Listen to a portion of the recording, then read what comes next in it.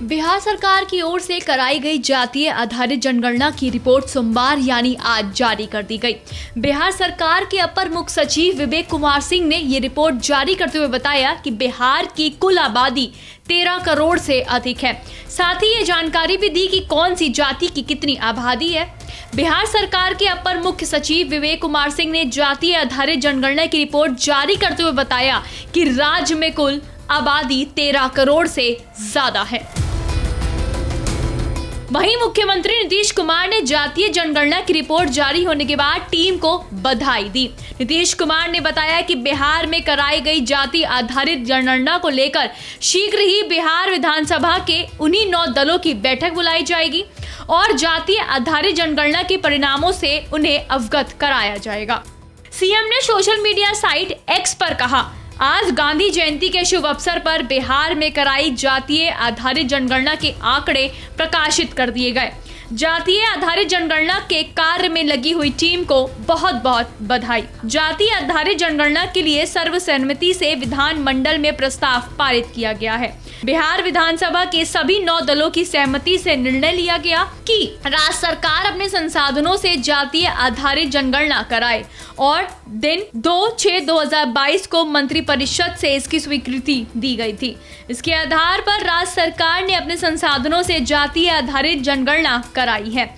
जाति आधारित गणना से न सिर्फ जातियों के बारे में पता चला बल्कि सभी की आर्थिक स्थिति की जानकारी भी मिली है। इसी के आधार पर सभी वर्गों के विकास एवं उत्थान के लिए अग्रतर कार्रवाई की जाएगी।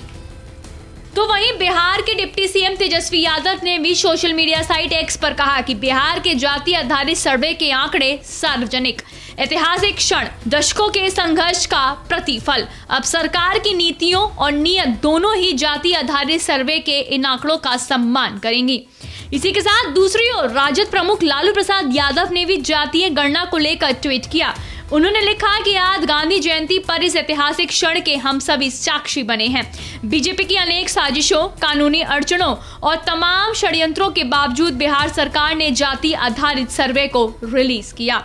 लालू यादव ने आगे लिखा कि ये आंकड़े वंचितों, उपेक्षितों और गरीबों के समुचित विकास के लिए समग्र योजना बनाने एवं हाशिए के समूहों को आबादी के अनुपात में प्रतिनिधित्व देने में देश के लिए नजीर पेश करेंगे। राजद प्रमुख ने आगे लिखा, सरकार को अब सुनिश्चित करना चाहिए कि जिसकी जितनी संख्या उसकी उतनी हिस्सेदारी हो। हमारा शुरू से मानना रहा है कि राज्य के संसाधनों पर न्याय संगत अधिकार सभी वर्गों का है। अंत में उन्होंने लिखा कि केंद्र में 2024 में जब हमारी सरकार बनेगी तब पूरे देश में जातिगत जनगणना कराएंगे और दलित, मुस्लिम, पिछड़ा और अति पिछड़ा विरोधी भाजपा को सत्ता से बेदखल करेंगे। हालांकि अब देखने वाली बात यह होगी कि बिहार की ये जातीय जनगणना बिहार की आने वाले दिनों में कितनी तस्वीर बदल कर रख देती है। बिहार में जाति आधारित गणना की रिपोर्ट आज जारी कर दी गई। बिहार के मुख्य विकास आयुक्त विवेक कुमार सिंह ने यह रिपोर्ट जारी की है। इस रिपोर्ट की जारी होने के साथ ही उन तमाम अटकलों पर विराम लग गया जहां कहा जा रहा था कि रिपोर्ट जारी नहीं होगी।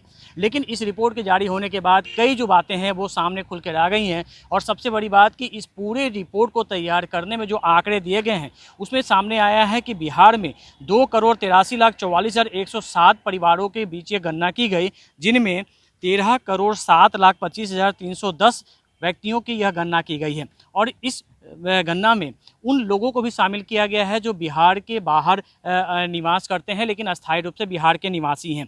और इस रिपोर्ट के मुताबिक बिहार में लिंगानुपात दर जो है प्रति 1000 पुरुषों पर 953 महिलाएं हैं। ये भी इस रिपोर्ट में खास है। दूसरी जो खास बात इस रिपोर्ट की है वो है कि कोटिवार जो अलग अलग जातियों के जो समूह हैं उनके भी आंकड़े आ गए हैं, जिसमें कि बिहार में पिछड़े वर्गों की जो जाति हैं वो करीब 27.12%, अत्यंत पिछड़ा वर्ग 36.1%, अनुसूचित जाति 19.65%, अनुसूचित जनजाति 1.68% और अनारक्षित 15.52% हैं। ये आंकड़े जारी कर दिए गए हैं और इस आंकड़ों के साथ ही जो तमाम जो अलग अलग जो जातियां इनमें थी और उपजाति थे उन तमाम की स्थिति इस मामले में स्पष्ट हो चुकी है। जो एक और जो डाटा इसमें स्पष्ट है, जो बड़ी बात है, जो लालू प्रसाद के माय समीकरण की हम बात करते हैं तो उसमें करीब 18% मुसलमान हैं और करीब 14% यादव है, यानी कि माई समीकरण की कुल वोट प्रतिशत जो है 32% होती है। कैमरामैन सनी के साथ अमिताभ ओझा, पटना न्यूज़ 24।